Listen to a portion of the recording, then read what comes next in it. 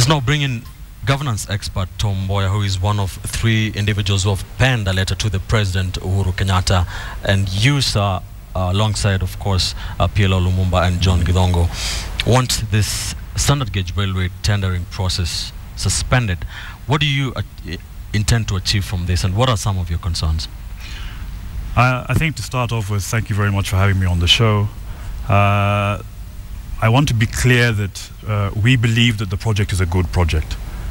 We believe it's a project that Kenya needs and that would add a tremendous amount of value to this country. So we do feel that the basis for the project is sound. However, there are too many questions, even at this very early stage, that surround the project that raise concerns, particularly from an anti-corruption point of view. As was stated earlier, we're not entirely clear on the exact project cost. And that opens up loopholes, shall we say, that may allow corruption to take place during the life of the project.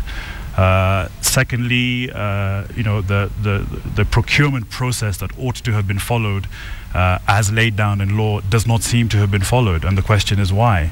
Those two are among some of the main questions that there are surrounding the project that would tend to, if we were to apply conventional wisdom, would lead us to believe that we may need to take a step back and follow the laid down procedure in law so as to arrive at a conclusion that all Kenyans can be comfortable with. Jubilee leaders or government believes that if we were, or if the government was to suspend this project to investigate all those questions, it will derail the project in that it will not be complete by 2017. That is what they have projected.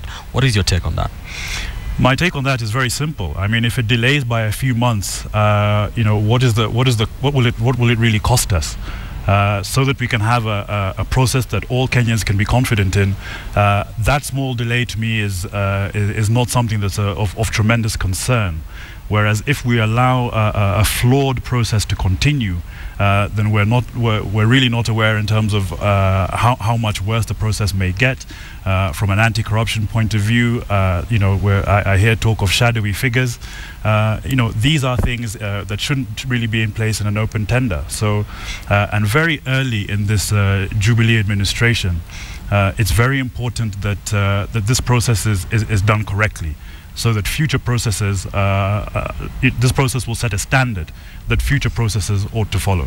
There have been an interesting kind of pattern. There was the Anglo leasing scandal. That's right. And Golden Bag, which of course happened in the former regime as it was beginning. And now we have this. Do you think, from where you stand, that the standard gauge railway has the hallmarks of being a mega scandal like Anglo leasing and the Golden Bag?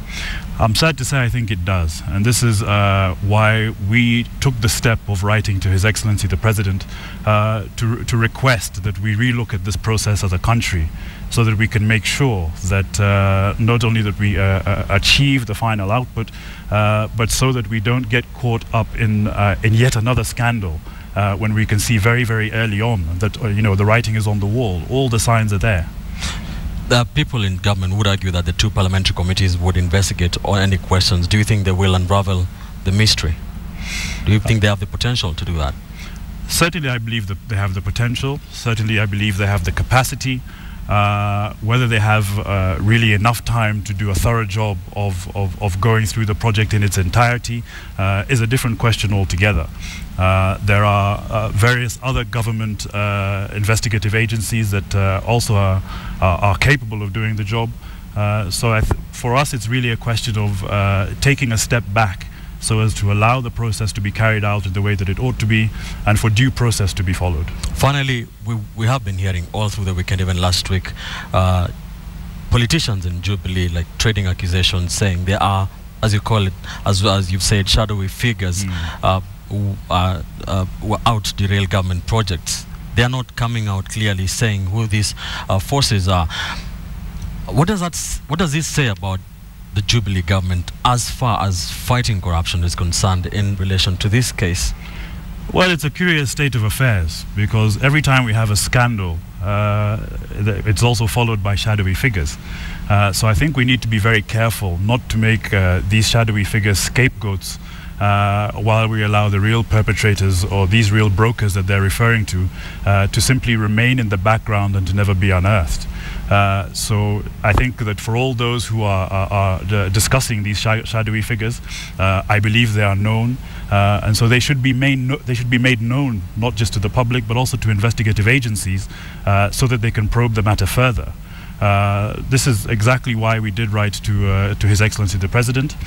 His stand, we're happy to say, on corruption is very clear.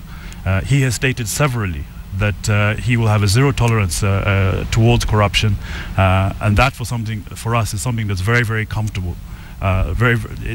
It's something that we're very happy with, and the question now remains whether we can see that stand on corruption actually implemented. Coming from people who have worked in the anti-corruption field, it's the easy part is to begin to talk about it. Yes. It becomes much more difficult to actually implement. Thank you. Has the President responded to your letter? And if he doesn't, what do you intend to do? The President has not, as yet, to the best of my knowledge, responded to our letter.